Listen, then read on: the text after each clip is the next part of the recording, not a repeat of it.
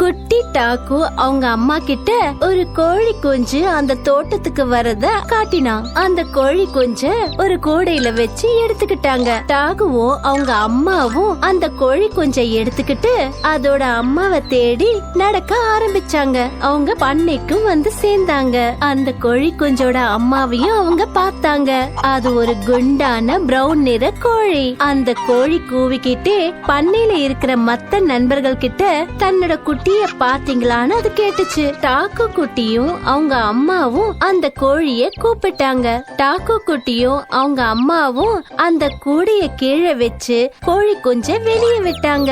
அந்த கோழியும் கோழி குஞ்சும் ஒருத்தர் பார்த்து ரொம்பவே சந்தோஷப்பட்டாங்க. அவங்க ரெண்டு பேரும் ஒன்னா சந்தோஷமா இருக்கிறத பார்த்த டாக்கு குட்டி அவனும் கைத்தட்டி ரொம்பவே சந்தோஷப்பட்டான். உற்சாகத்துல குதிச்சு ரொம்பவே ஆனந்தமா இருந்தான்.